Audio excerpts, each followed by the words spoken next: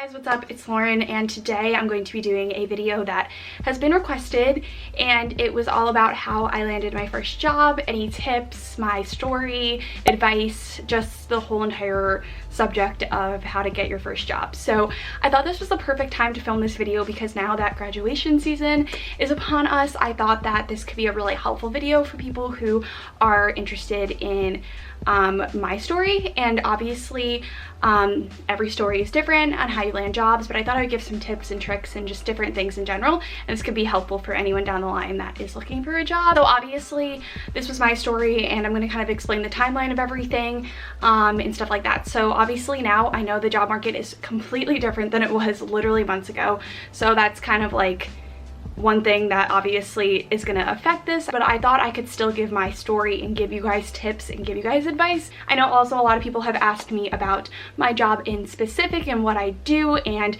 if I like it, and explain a little bit more about it. So I'm going to do a whole entire video on my job definitely down the line. I'm thinking maybe in another month or so I will do a whole entire video on what I do and stuff like that. So I think that can be definitely helpful for people who are in college or even in high school. Alrighty, so I'm rambling, but let's jump on into the video. So if you guys are new to my channel, I'm just gonna give you guys a really quick rundown, even if you're not new to my channel, of my age and what my occupation is, stuff like that. So my name's Lauren. Obviously I'm 22 and I graduated college in December of 2018, and I walked in June or May of 2019. So this time last year was when I was like technically supposed to graduate, but I graduated early. So I graduated in December and I graduated with a degree in communications with an emphasis in public relations and a minor in fashion merchandising. So that was my degree, and I am currently working in public relations. So I'm going to explain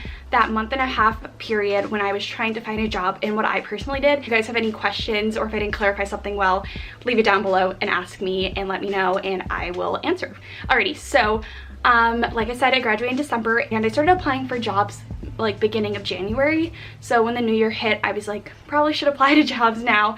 And it took me like about a month to find a job, which everyone's timeline, I need to like say this, is so different. Some of my friends, it took them 6 to 8 months to find jobs. Some of my friends had jobs before they even graduated.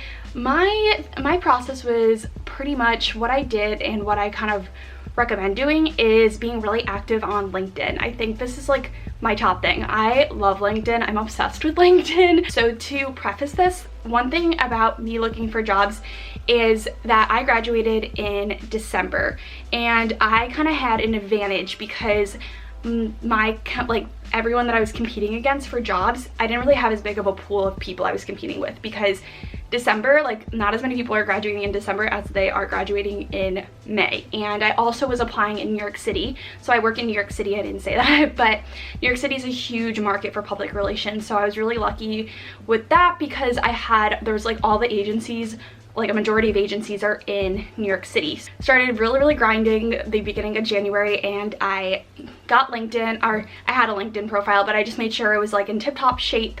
I had all my descriptions filled out, all my past experiences. I know you can use Glassdoor.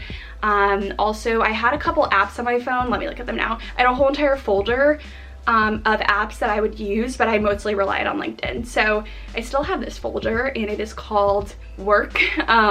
So I had Glassdoor, Indeed Jobs, and LinkedIn in here, and those were the 3 different apps that I would look at. So I really liked Glassdoor because on Glassdoor you can see salaries and then also reviews of the company. I was really big on reviews as well, and Indeed was pretty good as well. If you guys are interested in Indeed and you want to look at another website, I did like Indeed a lot as well. I thought that was a really good website to look for jobs. So I did that. I would save jobs down in a folder. So on LinkedIn you can save down jobs that you really like and favorite them, and I would favorite them, and then I would usually go to coffee shops and literally just apply for all of these jobs. And I know that sometimes that could be a little hard because obviously when you're using the general application, everyone's using the general application. I really highly recommend that you don't apply on LinkedIn Quick Apply. That's sometimes an option, and it's very tempting because it takes like 1 minute. You can upload your resume and cover letter to LinkedIn, and you can apply to a job within like like a minute, and it sounds tempting, but I wouldn't do that because I feel like it just doesn't make you stand out very much. So I made sure my resume and cover letter were in tip-top shape. I actually bought a template off of Etsy, so you can go on Etsy and they have a lot of really great templates. They have a lot of templates based on your industry. So, I did go on Etsy and I found a really great template that I liked. It was like $4, super cheap, and it came with a cover letter, a contact sheet, and a resume sheet. So highly recommend that. I had a whole sheet of contacts. If they asked for contacts, I had a whole cover letter sheet and a whole resume sheet, so that was all ready to go. I also created a website, which this might be a little crazy, but I created a Wix website for free, and on my Wix website I put all of my past experience, what I did, my work, all of that stuff on there. So I thought that was really great. I had like an about me page so people could see a picture or two of me, and I put that right underneath my name. So I had like my name and then my Wix website, so people, if they wanted to kind of put a face to the name, they could, and they could check out my website. So for my industry, I thought that would be good because I wanted to put up like past pitches I've written and different projects I did in college that were really important to me. I put that all on that website, so I thought that was a really great tool. After I had all of that said, I would go to coffee shops and I would just apply and apply as much as I could. And if I could find a contact for a job, let's say like a talent acquisition contact on LinkedIn, sometimes they'll show you the contact who posted that job. If that's there for you and you can see that person, I would find their email and I would also email them my resume and cover letter, and tell them I saw the job on LinkedIn, I was really interested, and I wanted to personally email them and tell them a little bit about myself and give them my resume and cover letter. So sometimes I would actually find that contact and email them instead. So if you guys can do that, I think that's definitely a nice extra step instead of just being one candidate in a pool of so many that are applying on LinkedIn. So another thing you really should do, and you hear this all the time, is network. So if you can go on LinkedIn and find people who are alumni of your college, I definitely would recommend doing that and kind of, reach out to them and ask them about their job and ask them if they like it and start networking. So I think that's really important. That's something that I highly recommend doing, is talking to maybe people, like I said, from your school.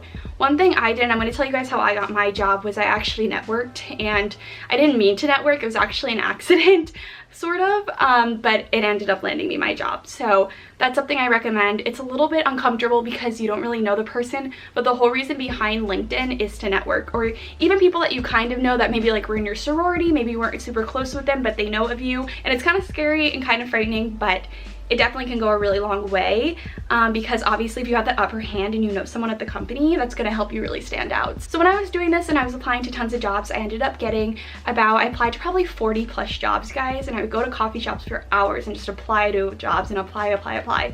So I probably had about 40 plus applications in at that point. My process was really quick, honestly. A month is really quick, and I got lucky. Some of my friends, it took like 4 to 6 months, like I said, to find a job. Some people it takes a year. I was applying to tons of jobs, and I heard back from 2, and I had 2 phone interviews. These were just from me submitting my LinkedIn resume and stuff and filling out the normal application. So I did get 2 callbacks from that. So the job that I currently have, like I said, it was kind of like accidental networking in a sense.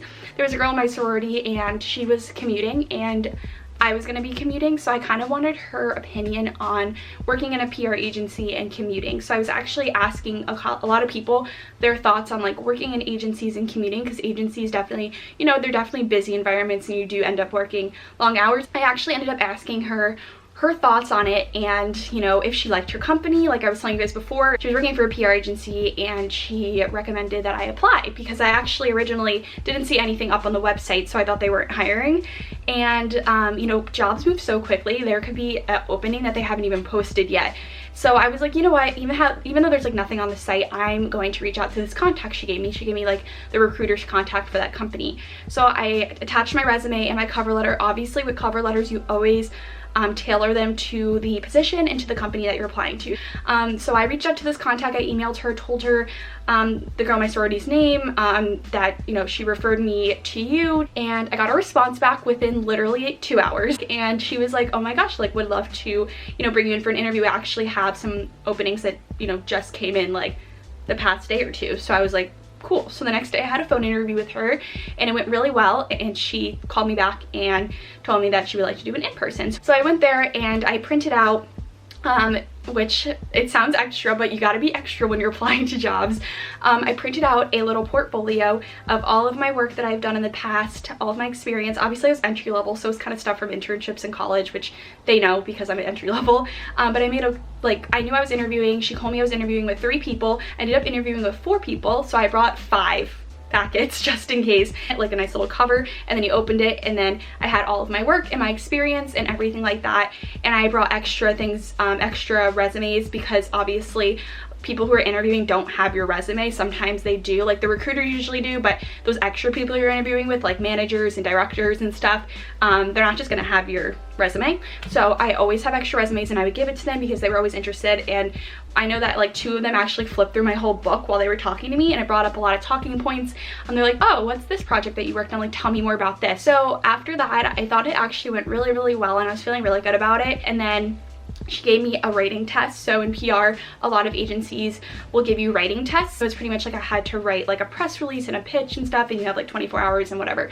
So I did that writing test, I submitted it, and I got a call back the next morning saying that I got the job offer, salary, whatever, and if I wanted to accept it and start on Monday. So this was on a Friday, and they were asking me if I wanted to start on Monday. So it's a very fast process. PR is one of those industries where you usually don't get offered a job before you graduate. Like, it's immediate hire for almost a lot of positions that I've seen. So this was an immediate hire job. So yeah, that was it. And I started working that Monday. It was very quick, and I was like, oh my God, that whole weekend I was like freaking out, because I was like, I'm starting a corporate New York City job on Monday, and I have 48 hours to mentally process everything. So alrighty, my camera died, but I'm back. So I hope this video helped you guys. Thank you guys so much for watching. I can do more videos where I get into even more nitty-gritty detail. This was kind of more of like an overview video of how I ended up landing my job and some tips that I had along the way. But I hope this was helpful for you guys. I hope you enjoyed it. But yeah, so I'm gonna do more videos like this in the future, talk a little bit more about my job. If you guys have any questions down below, let me know. I definitely will answer those. And yeah, so anyways, I hope you guys have a great rest of your day, and I'll see you guys all in my next video. Bye.